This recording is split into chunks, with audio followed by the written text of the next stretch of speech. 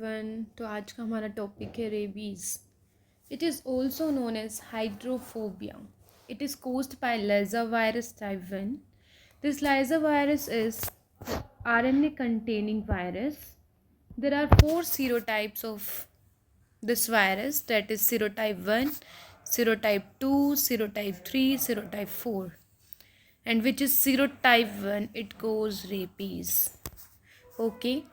अब देखो जो ये वायरस है that is lyssa virus is of having two major antigens. First is glycoprotein antigen, second is nucleoprotein antigen. ये हमारा स्ट्रक्चर है वायरस का. आप देख सकते हैं glycoprotein, this is a major antigen.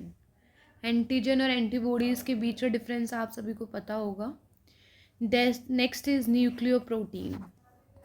These two are the major antigens. Okay.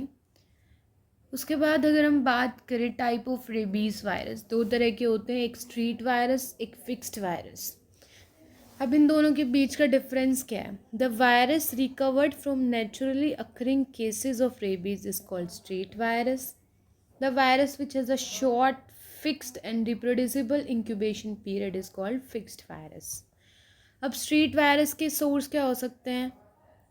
Naturally occurring हमने बात की, it is a naturally occurring virus होता है और सलाइवा में मिलता है. मतलब कि जो जैसे सलाइवा हो गया, इसके और कुछ लिक्विड कोई भी प्रोडक्ट जो उसका हुआ, उसके अंदर हमें क्या मिलेगा? Street virus. अब फिक्स्ड वायरस क्या होता है? It is prepared by repeated culture in the brain of rabbit such as its incubation period is reduced and fixed. तो हम समझ सकते हैं जो स्ट्रीट वायरस है वो मिलता है किसी भी, जैसे सलाइवा हो गया, उसके कोई भी और liquid structure in the sense कोई भी लिक्विड और कोई फॉर्मेशन हो एनिमल की, वो हो गया, फीसिस हो गया, उस सब के अंदर क्या मिल सकता है? Street virus. अब उसी वायरस को अगर हम इंक्यूबेशन डिक्रीज़ कर दें, हम कल्चर करेंगे उसी को, तो उसका इंक्यूबेशन कम कर देंगे, तो उसको बोल देते हैं हम fixed virus. It produces Negri bodies. Incubation period is 20 to 60 days. It is pathognomic for all mammals. Cannot be used for preparation of vaccine. ठीक है. इसका अब अगर हम इंक्यूबेशन पीरियड को कम कर देंगे तो वो क्या बन जाएगा हमारे पास? Fixed virus. तो it does not form Negri bodies. Incubation is 4 to 6 days. Main importance is this, that is 20 to 60 days and इसके अंदर 4 to 6 days. It can be pathognomic for humans and other certain condition. For anti-rabies vaccine के लिए हम इसको use कर सकते हैं. अब नेग्री बॉडीज़ हमें मिलेंगी, ये आप देख सकते हैं. This red spots are the Negri bodies. अब सोर्स ऑफ इन्फेक्शन क्या क्या हो सकता है which can lead to rabies? Saliva of rabid animals, जो ऑलरेडी जिनको रेबीज़ है. In dogs and cats virus में भी present in saliva for 2 to 3 days. Saliva के अंदर हो सकता है. डीप बाइट किसी ने की हो, कोई भी एनिमल हो सकता है जो रेबिड हो. स्क्रैच बाय इन्फेक्टेड एनिमल हो सकता है. Exposure to foxes, raccoons, skunks, jackals, ये कुछ एनिमल्स हैं जिनसे अगर आप डायरेक्ट एक्सपोजर हो तो आपको हो सकता है rabies. Through direct contact, that is human mucosa, fresh skin, wounds. Aerosols क्या होता है? एयर के थ्रू हो सकता है. Injection of raw meat. Okay. अब होस्ट फैक्टर्स कौन कौन से हो सकते हैं? यूजुअली किन को हो सकता है? All warm blooded animals, man, और age group usually 1 to 24 years.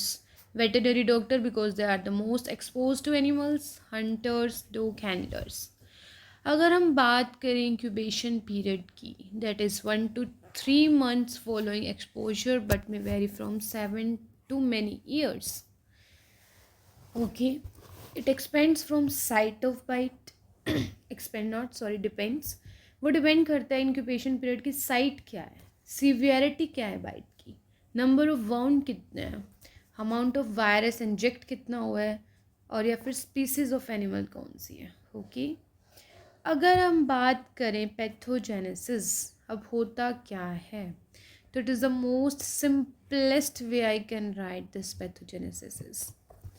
अब वायरस इनोकुलेशन होगी सबसे पहले, that is by bite, scratch, मैंने जितने भी आपको बताया कि कैसे कैसे हो सकता है, डायरेक्ट कांटेक्ट हो सकता है। उसके बाद वायरस रेप्लिकेट करेगा अपने आप को, कहाँ पे करेगा रेप्लिकेट? मसल्स के अंदर। ओके। अब जो वायरस रेप्लिकेशन हो रही है उसकी, वो बाइंड करेगा निकोटीन एसिटाइल कोलिन रिसेप्टर्स के साथ, और ये कहाँ होते हैं हमारे पास? न्यूरोमस्कुलर जंक्शन पे। उसके बाद वायरस ट्रैवल करेगा एक्सोन्स, ये हमारा स्ट्रक्चर होता है, यहाँ पे एसिटाइल कोलिन के साथ ये बाइंड कर जाएगा और फिर एक्सोन्स के साथ कैरी करेगा नर्व्स के अंदर। ओके।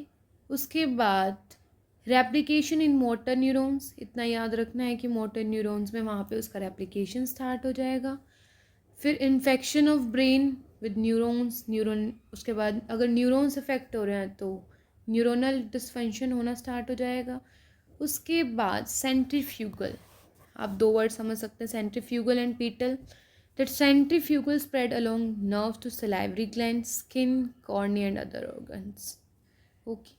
तो हमारा सबसे इजी क्या था? देखो, वायरस इनोकुलेट हुआ, इनोकुलेशन का मतलब कि हम स्क्रैच के थ्रू, बाइट के थ्रू, कैसे भी जो आया है वायरस, उसके बाद वायरस रेप्लिकेट होना स्टार्ट हुआ। उसके बाद वो बाइंड करा एसिटाइल कोलिन रिसेप्टर्स के साथ न्यूरोमस्कुलर जंक्शन पे, उसके बाद वो नर्व्स के अंदर गया, फिर मोटर न्यूरॉन्स को उसने इफेक्ट किया, फिर ब्रेन को इफेक्ट किया, ब्रेन के बाद सेंट्रीफ्यूगल स्प्रेड हुआ, जिसकी वजह से उसने स्किन, कॉर्निया और जितने अदर ऑर्गन्स हैं उनको इफेक्ट किया।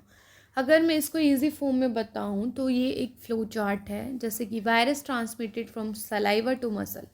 हमारा वायरस इनोकुलेशन किससे हुआ? सलाइवा से, सलाइवा टू मसल। यहाँ पे क्या हुआ? Virus replication.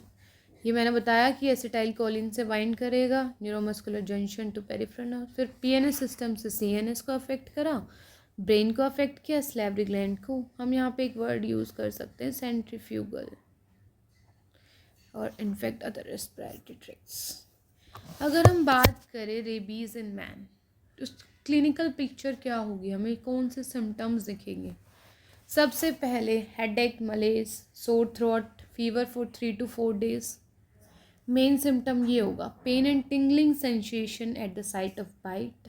फर्दर इन्वॉल्वमेंट इस ऑर्डर में होगा, पहले सेंसरी सिस्टम, फिर motor system, first sensory system, motor system, sympathetic and mental system. ये हमारे इस ऑर्डर में सबसे मेन हम बात करें कि pain and tingling sensation at the site of bite. उसके बाद पेशेंट जो होगा इन वो टॉलरेट नहीं कर पाएगा ज़्यादा नॉइस, ज़्यादा ब्राइट लाइट, उसको फियर ऑफ एयर भी होने लग जाएगा, जिसको हम बोल देते हैं एरोफोबिया। अगर हम उसको एग्जामिनेशन करेंगे तो इंक्रीज रिफ्लेक्सेस, हर चीज़ हाइपर मिलेगी, muscle spasm, dilation of pupils मिलेगा, increase respiration rate, increase salivation, lacrimation, further hydrophobia. Hydrophobia अगर पेशेंट पानी से डरने लग जाता है, water fear, that is water fear, then convulsions leading to coma and then death। अगर हम डायग्नोसिस करना चाहें, क्लियर कट डायग्नोसिस करना चाहें, तो हमें स्किन बायोप्सी लेनी पड़ेगी वूंड की, फ्रॉम वूंड, या फिर हमें सलाइवा के स्लाइड्स बनानी पड़ेंगी। हम नेग्री बॉडीज़ देख लेंगे सलाइवा के अंदर, नेग्री बॉडीज़ हमने पढ़ा। उसके बाद अगर ट्रीटमेंट दें, ये कॉमन ट्रीटमेंट है, वैक्सीनेशन की यहाँ पे हम बात नहीं कर रहे हैं अभी, नेक्स्ट वीडियो में हम देखेंगे। ट्रीटमेंट की बात करें तो पेशेंट को हम आइसोलेट कर देंगे क्वाइट रूम के अंदर।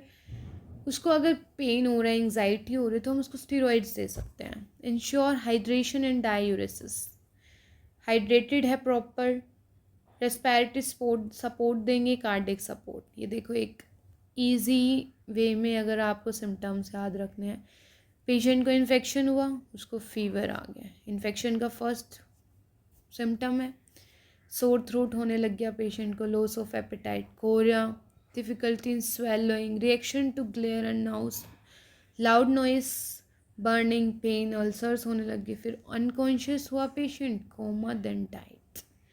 ये सब हैं जो रेबीज़ कर सकते हैं। So thank you, I hope आप सभी को समझ आया होगा, तो please do like, share and subscribe. Thank you.